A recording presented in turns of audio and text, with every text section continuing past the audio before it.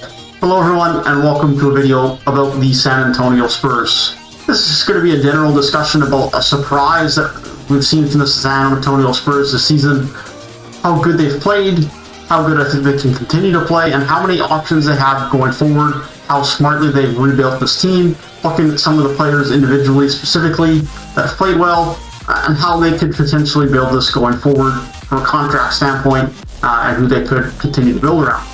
That being said, if you guys are enjoying the NBA content, feel free to subscribe. I upload consistent NBA content, just like you're going to see in this video, discussion, podcast like content, just not in long form podcast length. If you guys do enjoy, feel free to subscribe, like the video, share it with whoever you think may be interested, and let me know down below what your thoughts are on the San Antonio Spurs team this season and what they can continue to do moving forward. With that being said, let's get right into it. And so, this is obviously a team that finally missed the playoffs last year after whatever it was, 21 years. Something crazy throughout the Popovich era. And many people, me included, would have expected this team to be outside of the playoffs or on the bubble of the playoffs this year. And now we're 20-16 of it past the All-Star break. A couple of games clear of being outside of the playoffs and only a game and a half back of being the 5 seed of the Denver Nuggets. They are right in the thick of things. 10-6 on the road is a big part of that. So they're only 10-10 at home. But you gotta admire how this team has been able to play so far this season. And a lot of it's due to the youth, but it's largely due to the nice mix and balance of youth and veteran leadership they've been able to have on this team, to be able to mesh, and to be able to keep a winning roster together, while still looking like they have a very bright future ahead of them, because that's been a concern from me and a lot of other people as outsiders with regards to the Spurs in the last couple of years, is why haven't they traded DeRozan? Why haven't they traded Patty Mills, LaMarcus Aldridge? You would think they should get some assets back for them so they can try and start building for the future, but they never did do that. And yet they're in a great position here while also winning, keeping that winning culture and being able to build for the future. And so with that being said, we got to look at the head of it first. DeMar DeRozan putting up over 20 points again this season for the 8th year in a row. This guy's been one of the most consistent scorers in the league in the last decade. There's no doubt about it, and he does not get that credit that he so much deserves. He's had the best three-point shooting season of his career, arguably, so far this year, shooting 32% from deep, making about 0.6 per game. And the biggest thing for him this season has been his improved playmaking ability. On his career, he's averaged 3.7 assists per game, and this year he is averaging 7.3 assists per game, while his turnover numbers are under 2 for the first time in 8 years. And so he has increased his playmaking ability while decreasing his turnover numbers drastically, and that is not something you see go together very often. So full credit to DeMar DeRozan for improving his playmaking. He has been the core leader of his team, and definitely was worthy of an all-star spot this season, if not for other deserving candidates. Before we get on to the rest of the team, I do just want to mention, of course, that LaMarcus Aldridge is going to be traded or bought out. I would assume most likely he will be traded. I'm sure he will still contain some value somewhere. Matching his $24 million salary will be a task. But with that being said, it is only for 1 year. It is a rental, and so there's no extra baggage to carry on that contract for multiple years, and so I'm sure we will see him be traded out of San Antonio within the next couple of weeks before the trade deadline.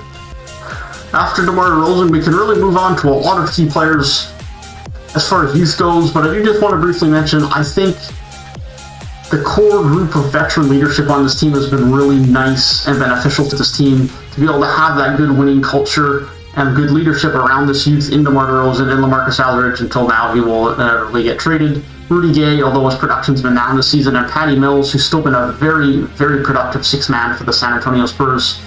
I commend the front office on that. I did not trust this system. I did not think that holding on to this youth and holding on to this veteran presence and not getting assets for them, I thought that was going to hurt them.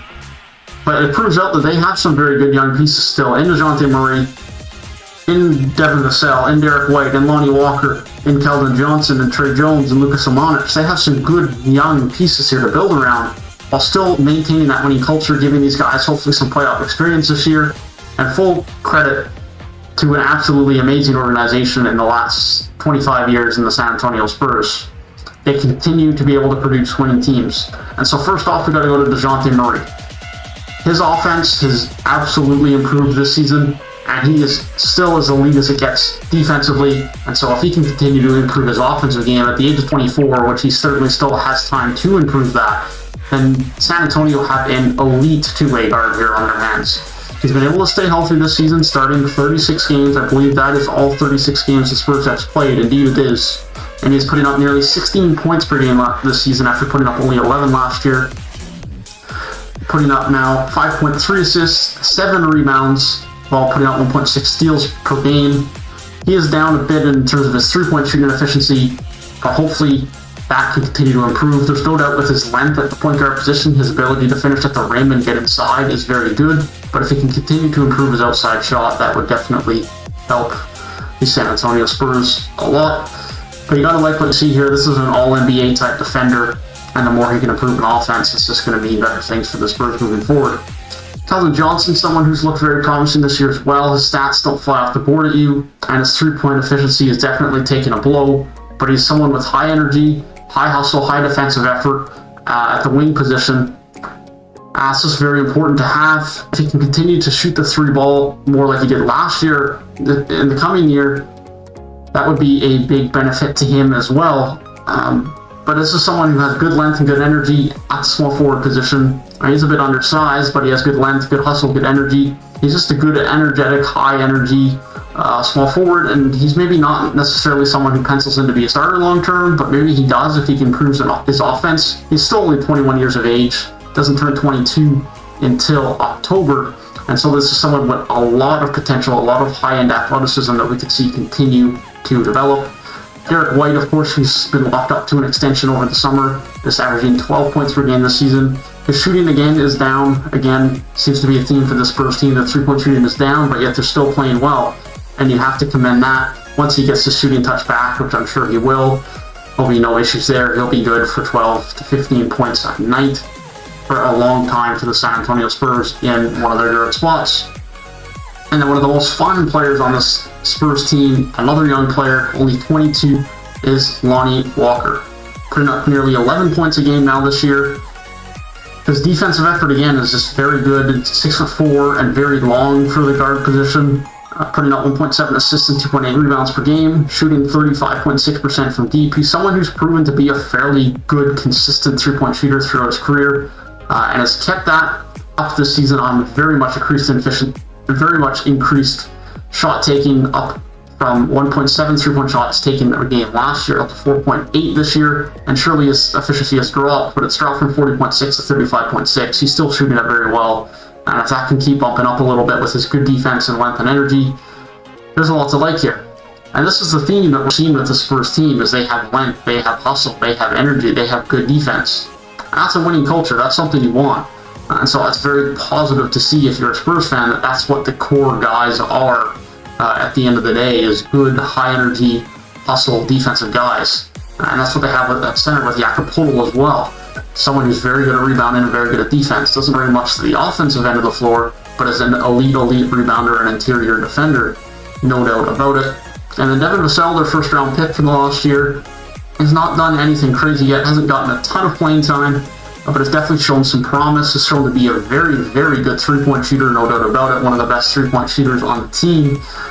And that is always going to be valuable from one of your backup guards, and it'll be interesting to see what he can develop into.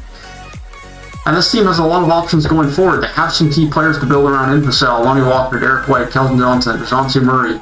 Jakopolo can be around for a long time as well. They have Trey Jones, who could find his way into the rotation if eventually at some point as well. And so there's a lot of options here, whether they opt to trade away DeMar and LaMarcus Aldridge, although I don't think that is their plan. I think their plan is to just ride it through with this team, hope to make it into the playoffs, and then whether they resign DeMar DeRozan, Patty Mills, Rudy Gay remains to be seen. But there's no doubt that this team has a clear path to success with development of DeJounte Murray, Keldon Johnson, Lonnie Walker, Devin Vassell. There is some very, very good talent here on the roster. And the San Antonio Spurs front office and coaching just knows how to build a winning team and then win. There's no doubt about it. Let me know your guys' thoughts below on the San Antonio Spurs this season and moving forward. they're just a class organization. There's nothing else that needs to be said. Within the last 10 to 20 years, there is no one that has done it better than the Spurs, and I have no doubt that they're going to be able to continue to gain success with this team. Thank you guys for watching. If you guys did enjoy, feel free to leave a like down below and subscribe to the channel if you are new. And I will see you guys in the next one.